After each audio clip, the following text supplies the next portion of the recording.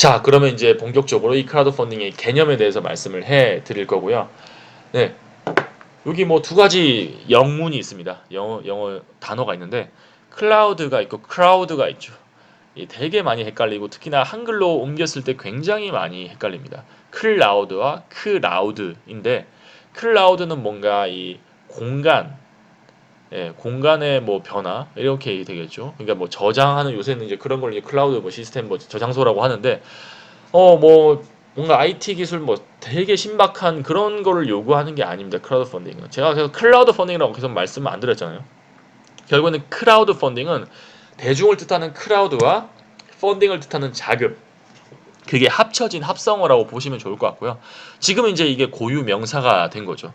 네, 온라인을 통해서 다수의 소액 투자자로부터 비교적 소액의 자금을 조달한다라는 것이 바로 이 크라우드 펀딩이라는 것이고, 이거에 대한 뭐 반대 개념은 오프라인으로 소수의 개인, 기업, 기관 뭐 이런 사람들이 큰 자금을 한꺼번에 주는 거가 이 크라우드 펀딩과 좀 반대되는 개념이라고 보시면 좋을 것 같습니다. 핵심은 뭐냐? 온라인으로 정말 많은 사람들이 모여서 자금을 조달을 해준다. 혹은 내가 이 자금을 조달해주고 거기에 대한 보상을 받는다. 어, 투자하는 투자자 입장에선 그렇겠죠. 어쨌든 간에 이게 바로 크라우드 펀딩이다라는 거고, 하단에 보시면 이 크라우드 펀딩 플랫폼 역할을 하는 뭐 와디즈가 될 수도 있고 다른 회사들도 많죠. 국내외적으로 되게 많은 회사들이 있는데 거기서 이 중개하는 역할을 한다라고 보시면 됩니다. 이 중개하는 역할이 단순 중개가 아니라 이 펀딩을 진행하는 기업을 메이커라고 얘기를 하거든요. 이 메이커가 가지고 오는 아이디어나 시제품이 정말 이게 거짓이 없는지 제대로 된 건지 사실 확인하는 절차, 검수하는 절차를 거쳐서 통과가 됐을 때 펀딩에 오픈된다라고 보시면 좋을 것 같고요. 그리고 이 펀딩의 오픈을 플랫폼에다가 했을 때 이 플랫폼에 가입한 회원분들, 저희는 뭐 서포터 혹은 투자자라고 부릅니다. 이분들이 네, 괜찮은 프로젝트인 것 같아. 내가 충분히 여기에 돈을 넣을 만한 가치가 있는 것 같아. 라고 하면 투자를 해주신다라는 거죠. 자, 이런 식으로 진행이 되는데, 자, 여기서 제가 또 한 가지 더 언급하고 넘어갈 거는 되게 시제품, 아이디어 굉장히 초기 단계라고 보시면 좋을 것 같습니다. 초기 단계의 제품이나 서비스이다 보니까 아무래도 좀 불안정성이 있을 수밖에 없다라는 거죠. 그래서 펀딩을 진행을 하다 보면 이거 또 뭔가 제품이 이상한 것 같은데요. 뭔가 문제가 있는 것 같은데요. 의심이 되는데요. 라는 것도 충분히 있을 수 있습니다. 그래서 뭐 국내외적으로도 이런 거를 피해를 방지하기 위해서 신고하기라는 제도를 지속적으로 운영을 하고 있고, 중간중간마다 뭔가 문제가 있거나 혹은 펀딩 끝나고 나서 제품을 받아봤을 때 또 문제가 있는 경우도 있을 수 있으니까 그런 경우에도 저희가 어떤 역할을 진행을 한다라고 보시면 좋을 것 같습니다. 자, 그래서 이제 크라우드 펀딩을 진행을 하는 기업을 저는 메이커라고 얘기를 하고요. 자신만의 기준으로 세상을 만들어가는 사람들, 뭐 이런 좀 브랜드적인 의미에서 메이커라는 이름을 지었고, 뭐 펀딩을 진행하는 누구나가 될 수 있습니다. 법인 기업이 될 수도 있고, 개인 사업자가 될 수도 있고, 혹은 개인이 될 수도 있고, 청소년이 될 수도 있다라는 거죠. 그런 사람들이 모두 다 메이커가 와디즈에서 혹은 뭐 펀딩 이 시장에서 될 수가 있다라는 거죠. 자, 그렇게 해서 이제 펀딩의 종류를 이제 좀 말씀을 해 드릴 건데, 앞서도 제가 뭐 설명으로도 해 드렸죠. 도네이션이라고 하는 거는 뭐냐? 네. 기부형 크라우드 펀딩입니다. 이 기부형 크라우드 펀딩은 어떤 건지 제가 바로 설명을 해 드리겠습니다. 바로 이런 게 기부형 크라우드 펀딩입니다. 저희 회사에서 진행을 했던 거고요. 저희 회사 와디즈죠. 와디즈에서 보통 이제 중개만 하는데 되게 특이하게 지금 여기 보인 게 메이커명에 와디즈라고 되어 있습니다. 메이커가 중개자이자 메이커가 와디즈가 될 수도 있습니다. 예. 그런데 이게 그 당시에 산불이 되게 크게 났었어요. 그래서 국가적으로 굉장히 큰 재단이어서 이거를 여러 군데에서 기부도 하고 후원도 하고 되게 그런 일들이 아름다운 일들이 되게 많이 일어났습니다. 네, 그래서 저희 와디즈에서도 이거를 우리가 많은 또 투자자분들 이런 취지에 공감할 만한 회원분들 많이 가지고 있으니까 이분들 대상으로 해서 크라우드 펀딩 프로젝트를 한번 열어보자 라고 해서 기부형 크라우드 펀딩을 중개자로 하는 건 저희 최초로 진행을 했었습니다. 그렇게 해서 이제 자금이 2천만 원 정도 확보가 됐고요. 2천만 원 정도 확보가 됐는데 어쨌든 간에 이거를 모인 금액을 저희 전액 다 기부를 했고 뭐 중개 수수료나 이런 것들은 저희가 취하지 않았습니다. 다 전액 기부하는 형태로 저희도 이제 사회공헌 차원에서 진행을 한 거고요. 그때 펀딩에 참여하시는 분들 몇 명인지는 제가 자세하게 프로젝트 페이지를 들어가 봐야 알겠지만 되게 많은 분들이 만원, 5천원, 뭐 5만원, 10만원, 20만원 이런 식으로 작은 금액들을 다 모아주셨습니다. 그렇게 해서 모인 금액이 2천만원이란 거는 굉장히 많은 분들이 이 취지에 공감해서 투자를 해주신 거죠. 네. 근데 그분들한테 제품이나 서비스 같은 뭐 그런 보상, 리워드가 주어졌을까요? 주어지지 않았습니다. 그냥 이런 오른쪽에 보이는 사진 형태로 지금 우리가 이런 식으로 계속해서 이렇게 진행사항들을 알리는 그런 것만 진행을 했다라는 거죠. 정말 말 그대로 기부라는 겁니다. 그게 바로 도네이션, 기부형 크라우드 펀딩, 후원형 크라우드 펀딩. 다시 말씀드리겠습니다. 기부형 크라우드 펀딩이라는 겁니다. 네, 기부형 크라우드 펀딩은 리워드형 크라우드 펀딩과 다른 점이 뭐다? 제품이나 서비스가 보상으로 주어지지 않는다라고 보시면 됩니다. 자, 그러면 이제 오른쪽에 리워드형 크라우드 펀딩은 제가 설명을 드렸죠. 제품이나 서비스가 반대로 보상이 되어야 된다라는 겁니다. 자, 그러면 이제 그 밑에 에코티라고 되어 있는 게 증권, 즉 투자형 크라우드 펀딩을 얘기하는 겁니다. 투자형 크라우드 펀딩은 제가 말씀드린 대로 주식형과 채권형으로 나눠져 있고 어떻게 보면 증권을 발행한다라는 형태로 보시면 좋을 것 같고요. 이제 마지막으로 있는 것이 랜딩이라고 되어 있는데 이게 바로 대출형 크라우드 펀딩입니다. 이 대출형 크라우드 펀딩은 크라우드 펀딩 중개업자들이 보통 다 진행을 하진 않습니다. 보통 다 대출형 크라우드 펀딩을 전문적으로 진행하는 업체에서만 진행을 하고요. P2P 투자가 바로 이 영역에 해당된다고 보시면 됩니다. 여기는 완전 법적으로 다르게 운영이 되고 있기 때문에 좀 차별이 돼 있다라고 보시면 좋을 것 같고 이거에 대해서는 좀 다른 형태의 크라우드 펀딩이기 때문에 제가 다루지는 않을 겁니다. 오늘 제가 말씀드릴 이 주축인 내용은 이 리워드형과 투자형 크라우드 펀딩 이 두 가지라고 보시면 좋을 것 같습니다. 자, 그럼 두 가지의 개념을 좀 더 자세하게 한번 알아볼 텐데요. 네, 자세하게 한번 알아볼 건데 먼저 투자형 크라우드 펀딩부터 말씀을 해드릴게요. 투자형 크라우드 펀딩은 어떤 거냐? 투자형 크라우드 펀딩은 바로 지분 또는 금리가 투자자들한테 제공이 되어야 된다라고 보시면 좋을 것 같고요.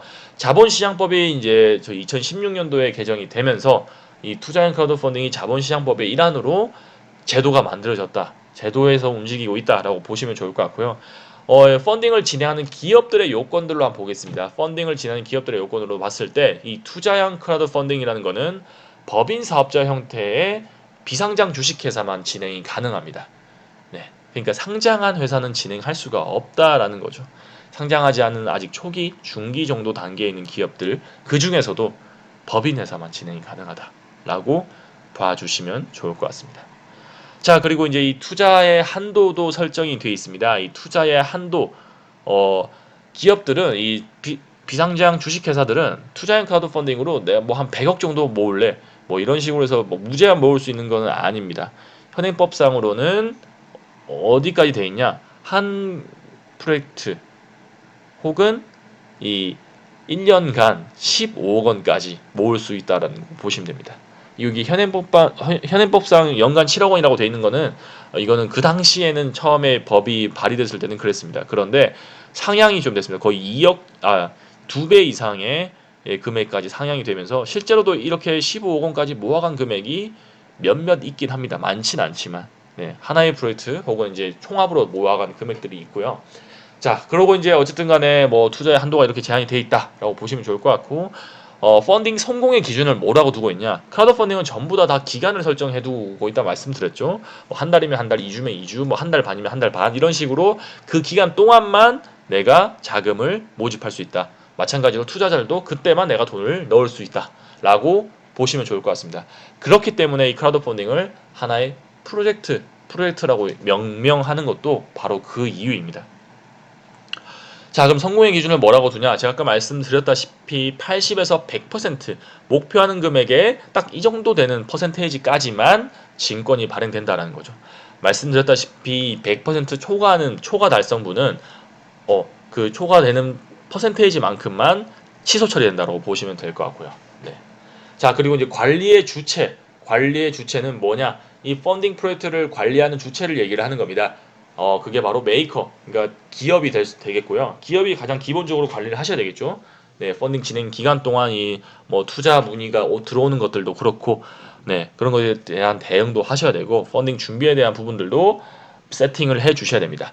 자, 그리고 나서 한국예탁결제원, 한국증권금융, 뭐 그리고 이제 중개 플랫폼인 와디즈 같은 그런 중개 플랫폼 회사도 그런 이제 관리의 역할을 좀 하게 됩니다. 아무래도 이게 자본시장법의 일환으로 운영이 되는 거다 보니까 기업들만 혼자서 다 하는 게 아니라 같이 이 제도를 세팅해 나가는 입장에서 도움을 준다라고 보시면 좋을 것 같습니다. 자, 그리고 이제 다음은 리워드형 크라우드 펀딩입니다. 리워드형 크라우드 펀딩은 리워드 크라우드 펀딩은 제품 또는 서비스를 제공하는 형태라고 보시면 됩니다. 제품 또는 서비스를 제공하는 형태, 누구한테 제공을 하냐? 당연히 펀딩에 참여해 주시는 서포터 분들한테 제공을 하는 거겠죠. 그럼 자격 요건도 어떻게 되냐? 아마 이 자격 요건을 봤을 땐 아마가 아니죠. 네, 투자형 크라우드 펀딩보다 훨씬 더 완화된 자격 요건입니다. 이게 무슨 말이냐? 리워드 크라우드 펀딩은 온라인 전자상거래법에 해당이 됩니다. 네, 엄밀히 보자면. 그런데 투자형 크라우드 펀딩은 자본시장법에 해당이 되는 거죠. 법 자체가 다릅니다. 크라우드 펀딩이라는 이름은 같지만 정말 다르게 운영이 되고 있다고 보시면 좋을 것 같고, 실제로 진행을 하다 보면 굉장히 다른 점들이 많다라고 보시면 됩니다. 비슷하지만. 네, 어쨌든 간에 개인 사업자든 개인이든 법인 사업자든 누구나 다 진행이 가능하다라는 거고, 뭐 청소년이 진행을 하는 경우도 되게 많다라고 제가 말씀을 해드렸죠. 자, 그럼 투자를 받을 수 있는, 펀딩을 받을 수 있는 한도도 따로 제한이 없다라고 보시면 좋을 것 같고요. 단, 뭐 생산 제한이 있는 리워드 같은 경우에는 한도 설정이 아까 다자유처럼 가능하다라고 보시면 좋을 것 같습니다. 그러니까 최소 목표하는 금액은 플랫폼마다 다르지만 보통 다 최소한 50만 원 이상을 목표 금액으로 설정을 하셔야 된다라고 보시면 됩니다. 자, 그렇게 해서 이제 성공의 기준은 100% 달성 시에 펀딩 성공이라고 얘기를 하는 거고요. 100%를 초과 달성하지 못했다. 예를 들면 99.9%에서 마무리됐다. 펀딩 기간이 끝이 나버렸다라고 하면 펀딩 실패 처리가 되는 거고, 펀딩에 모집된 것들은 다 취소 처리된다고 보시면 됩니다. 자, 그리고 이제 관리의 주체는 메이커, 그러니까 펀딩을 진행하는 기업 혹은 개인이 직접 다 관리를 하셔야 된다. 거의 98% 이상을 다 관리를 하셔야 된다는 거죠. 네, 그러면 이제 중개 플랫폼 뭘 하냐? 중개 플랫폼은 이 펀딩 페이지에 올라갈 수 있도록 뭐 심사를 하는 게 있을 거고, 그 심사는 두 가지로 심사를 합니다. 펀딩에 올려질 스토리 부분에 대한 심사이고, 그리고 이게 사실이 맞는지 아닌지도 확인을 한 다음에, 그리고 이제 제품이나 서비스가 정말로 이게 지금 시제품이 완성이 되어 있는지도 확인하는 절차를 이 중개 플랫폼 입장에서 한다라고 보시면 되는 거죠. 네, 다음 넘어가도록 하겠습니다. 제가 이제 바로 이제 진행할 거는 투자형 크라우드 펀딩입니다. 투자형 크라우드 펀딩을 이제 한번 설명을 해 드릴 건데, 자, 투자형 크라우드 펀딩을 설명하기 앞서서 제가 말씀드릴 거는 스타트업에 대한 이해를 좀 먼저 말씀을 해 드리고 싶습니다. 네, 이어서 진행하겠습니다. 잠깐 쉬고 왔고요. 네, 이제 스타트업에 대한 개념을 좀 말씀을 먼저 해 드릴 거거든요. 스타트업이란 단어가 이제 되게 많이 대중화되기도 하고, 많은 이제 저희 학생들도 스타트업에 취업하는 것도 생각을 하시기 때문에 아무래도 좀 설명을 할지 말지 고민을 하다가 일단은 간단하게 한번 해보도록 하겠습니다. 네, 주로 이제 뭐 이런 기업들, 이제 스타트업이라고 얘기를 하는 기업들이죠. 네, 여기서 뭐 유튜브나 뭐 TV에서도 요새 광고를 되게 많이 합니다. 여러분들이 가장 일반적으로 잘 알고 계시는 스타트업이 뭐 마켓컬리, 뭐 배달의 민족, 뭐 쿠팡도 해당이 되고요. 저희 와디즈도 마찬가지죠. 요런 어떤 기존에 없던, 그 당시에 이제 이 시장에 없던 서비스를 새롭게 만들어내는 회사, 그리고 계속해서 혁신을 해 나가는 회사를 스타트업이라고 합니다. 그리고 이 스타트업은 주로 이 대기업이 아니라 새로 신생으로 나온 기업들이 대부분이기 때문에 규모가 작을 수밖에 없다. 인지도가 낮을 수밖에 없다. 뭐 그런 걸로 봐주시면 좋을 것 같고요. 그런 기업들이 새롭게 내놓는 제품이나 서비스를 이 크라우드 펀딩 플랫폼에서 많이 볼 수 있다라는 겁니다. 스타트업의 뭐 지금 전성시대로 얘기를 할 수가 있을 것 같고, 사전적 개념이 이렇습니다. 실리콘밸리의 IT 업계에서 생겨난 개념인데 지금은 범위가 되게 많이 넓혀져 가지고 굳이 IT가 아니더라도 뭐 제조업체도 될 수도 있고 식료품 식음료품 뭐 이런 것도 될 수도 있고 뭐 뭐든 간에 업종은 상관없이 기성의 틀에서 벗어나서 새로운 시도를 통해 이로운 가치를 만들고자 하는 신생 기업이라는 의미로 굉장히 폭넓게 쓰이고 있습니다. 창업한 지는 사실 얼마 되지 않은 기업이 그리고 또 뭐 대규모 자금을 조달받기 전 상태이긴 하지만 여기서 말하는 대규모 자금은 아무래도 이 IPO 해서 그러니까 뭐 주식시장이 상장해서 큰 자금을 조달받는 그런 내용이겠죠. 예, 아니 어쨌든 간에 그 전이지만 급격한 성장을 기대할 수 있는 기업이다. 라고 보시면 좋을 것 같고요. 즉 사업을 막 시작해서 아직은 상장되기 전이지만 아이디어나 기술을 통해 빠르게 성장할 수 있는 기업을 바로 스타트업이라고 얘기를 한다라는 겁니다. 자, 이렇게 돼서 이제 스타트업에 대한 개념을 좀 말씀을 해 드려 봤고요. 다음 넘어가서 이제 이 산업의 흐름이 되게 많이 바뀌고 있다라고 보시면 좋을 것 같고요. 대기업에서 스타트업으로 그리고 이제 제조업에서 플랫폼 서비스로 그리고 자본 집약적에서 컨텐츠 집약적으로 이런 식으로 산업의 흐름들이 조금씩 바뀌어 나가고 있습니다. 무슨 말이냐? 뒤에 와서 설명을 해 드릴게요. 벤처 창업의 이제 다음이 뭘까? 뭐 카카오, 네이버, 뭐 안랩, 넥슨 이런 게 이제 그 당시에 이제 벤처 창업에 되게 붐을 이끌었던 회사라고 한다면 지금은 이제 이 어플리케이션 기반으로 해서 어떤 또 새로운 IT 서비스를 창출을 해내는 그런 기업들이 성공 신화로 지금 계속 만들어내고 있다라고 보시면 좋을 것 같습니다.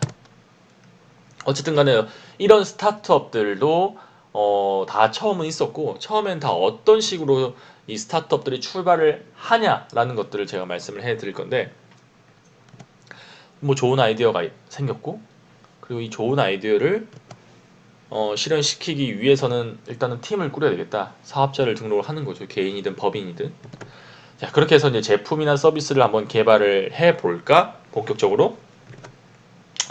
그런데 내 수중에 돈이 얼마나 있을까 보니까 이거 수중에 돈이 별로 없구나 라는 겁니다. 그러면 이제 어떻게 할까? 수중에 돈이 없으니까 내 돈 쓰거나 아니면 돈을 빌려보자 라고 생각을 하는 거죠. 자, 그렇게 해서 처음 가장 쉽게 생각나서 찾아갈 수 있는 곳이 어디냐? 바로 여기입니다. 개인 대출 상담을 하러 가는 거죠. 제가 이제 창업을 했는데요. 대출을 좀 받아보려고 하는데 이렇게 얘기를 상담을 시작을 하게 되는 겁니다. 자, 은행에서 갔을 때 은행에서 내가 갈 때 자금 대출할 때 요구하는 서류가 있습니다. 크게 보면 이 두 가지 서류인데 이 두 가지 서류가 결국 무엇을 얘기를 하는 거냐? 무엇을 체크를 하는 거냐? 바로 돈을 얼마나 벌고 있습니까? 당신이. 그리고 지금 너가 돈을 얼마나 가지고 있습니까? 그리고 신용도가 얼마입니까? 이런 것들을 확인을 한다라는 거죠. 그런데 확인했을 때, 이거 좀 지금 돈을 빌려드리기 좀 애매한데요? 힘든데요? 라고 하면 돈을 못 받는 거고, 뭐 괜찮으니까 돈을 많이 드릴 수 있습니다. 뭐, 그럼 많이 받는 거고. 어쨌든 간에 이게 되게 웃긴 게 금융소득이나 아니면 지금 소득 수준 이런 걸로 이제 체크를 주로 많이 하게 된다라는 겁니다. 은행에서는. 네, 그렇게 해서 이제 이거에 대한 것을 좀 비판하는 목소리를 내신 분이 일본에 있는 이나모리 가주오라는 회장님, 교세라 그룹의 회장님인데 은행이란 비가 오지 않을 때 우산을 빌려주고 정작 비가 올 때는 우산을 걷어가는 존재다라고까지 좀 비판을 하셨던 것 같습니다. 근데 제가 이제 봤을 때는 이게 뭐 은행은 사실 어쩔 수 없는 구조인 것 같아요.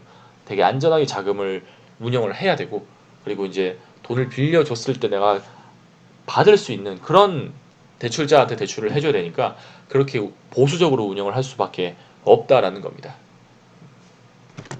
네. 자, 어쨌든 이런 상황에서 조금 옛날 자료긴 해요. 한 2년 전에 연 600조 정도의 규모의 중소기업 자금 조달 규모가 된다고 하더라고요. 그러니까 국내 기준으로 스타트업부터 중소기업까지의 자금 조달 규모가 한 연 600조 정도 된다. 지금도 뭐 아마 1000조 내외 정도 될 것 같습니다. 지금 좀 더 많이 늘어나가지고.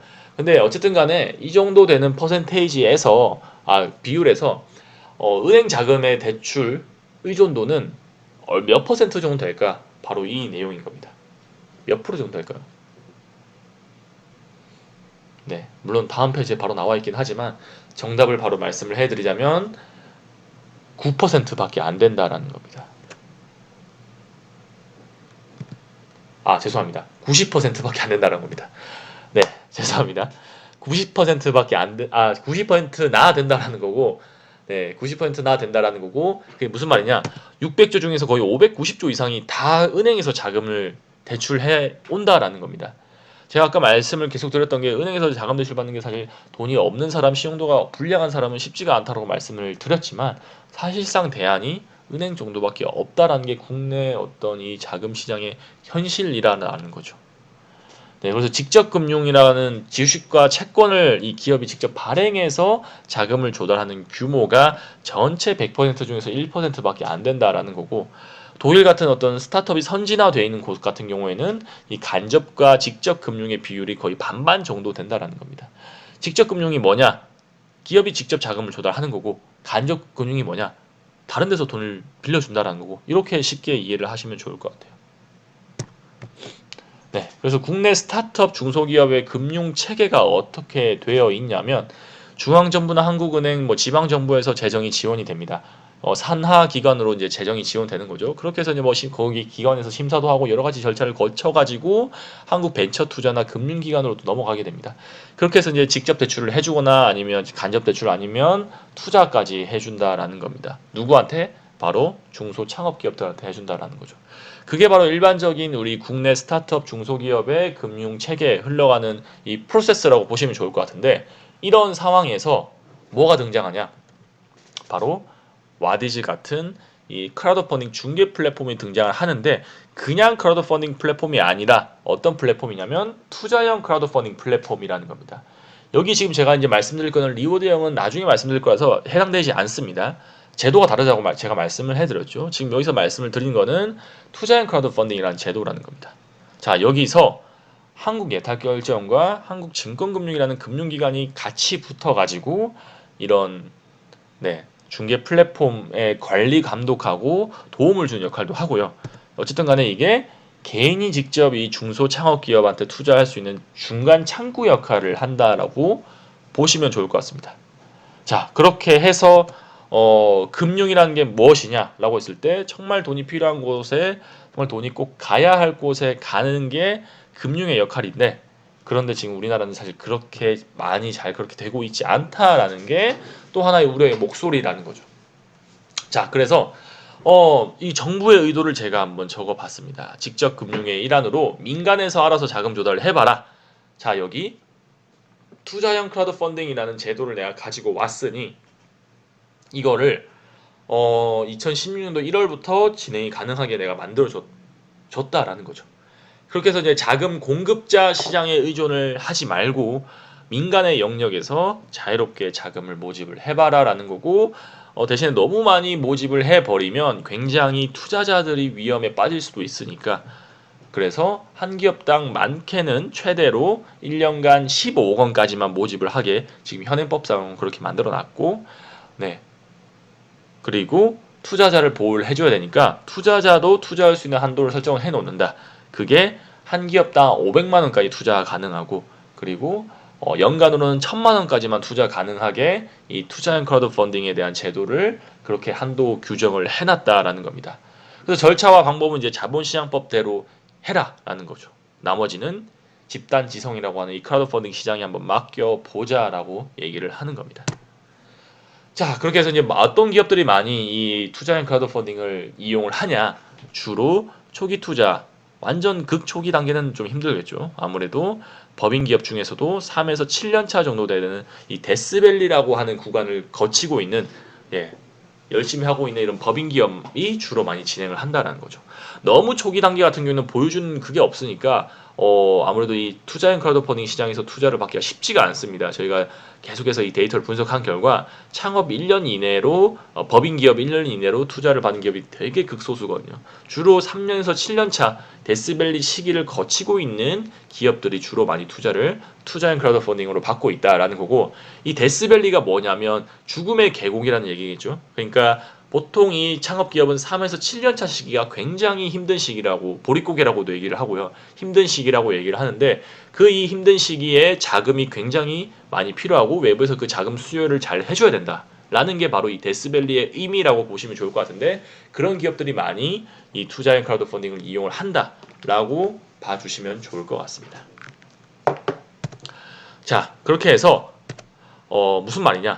보통 이제 이 기업이 자기 자본으로 설립이 되고 3F라고 하는 뭐 friend, family, fan 이런 이제 가까운 지인이나 이 가족들로부터 자금을 조달을 했는데 뭐 그 다음 단계에서 이제 엔젤 투자를 받고 좀 더 이제 작은 규모의 VC 그리고 큰 규모의 VC 이런 식으로 이제 시리즈 뭐 A에서 뭐 D 뭐 E까지 이렇게 쭉 투자를 받겠죠. 그렇게 한 다음에 IPO라고 하는 이 주식시장, 코스닥, 코스피 시장에 상장하는 게 기업의 최종 목표일 겁니다. 그럼 이제 개인 투자자분들은 뭐 엔젤 투자자가 아닌 이상, 뭐 VC를 현직으로 두고 있는 사람이 아닌 이상 이런 스타트업 기업들을 사실 만나볼 기회가 투자자로 내가 등록되거나 이런 기회가 사실 거의 없다라고 보시면 좋을 것 같아요. 그런데 이 투자형 크라우드 펀딩이 그런 역할을 한다라는 겁니다. 주로 이제 원래 투자자들, 개인 투자자들은 IPO 시장에 올라와 있는 기업들만 투자를 하고 투자자로 만나볼 수 있긴 하지만 투자형 크라우드 펀딩이라는 제도는 이런 거의 모든 카테고리를 다 다루고 있다, 커버리지를 다루고 있다라고 보시면 좋을 것 같습니다.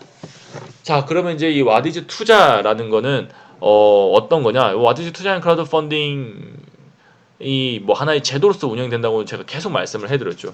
네, 그렇게 해서 지금 중개 플랫폼 업자는 국내 기준으로 한 10개 내외 정도 있다고 보시면 좋을 것 같습니다. 증권사에서도 이걸 운영을 하고 있고요. 전문 업체에서도 저희 같은 그런 데서도 많이 진행을 하고 있습니다. 하지만 지금 뭐 거의 시장 점유율은 굉장히 많은 비율을 차지를 하고 있고요. 그렇게 많이 차지한다는 게 사실 좋은 건 아니긴 합니다. 왜냐하면 그만큼 시장 크기가 그렇게 크진 않다라고 보시면 좋을 것 같아요. 지금 계속 성장을 해 나가고 있긴 하지만 더 많이 성장을 해야 되는 상황이고요. 예, 넘어가겠습니다. 자, 이런 어떤 데이터들은 전부 다 저희가 주장한 게 아니라 크라우드넷이라는 중개 사이트가 있습니다. 한국예탁결정에서 운영하고 있는 이 중앙기록관리기관인데 여기서 이 투자형 크라우드 펀딩이 국내에서 어떻게 돌아가고 있는지를 계속 매일 단위로 업데이트를 하고 있다라는 거죠. 여기서 자세한 것들을 국내에서 어떻게 돌아가고 있는지 확인을 하실 수 있다라는 겁니다. 자, 그렇다면 이제 자금 조달 방법 중에서 굉장히 마이너한 0.01% 정도 될까요? 모르겠습니다. 어쨌든 간에 굉장히 마이너한 자금 조달 방법이지만 미래에는 주류가 될 이 투자 유치 방법론인 이 투자형 크라우드 펀딩에 대해서 여러분들께 소개를 해 드릴까 합니다. 자, 그럼 이제 투자형 크라우드 펀딩을 이제 사례 위주로 해서 제가 말씀을 해 드릴 건데 가장 먼저 제가 말씀을 해 드릴 게 바로 이 문화 콘텐츠 분야의 투자형 크라우드 펀딩입니다. 자, 일단은 제가 지금 이 1시간 정도 됐기 때문에 여기서 끊고 들어가도록 하겠습니다. 네.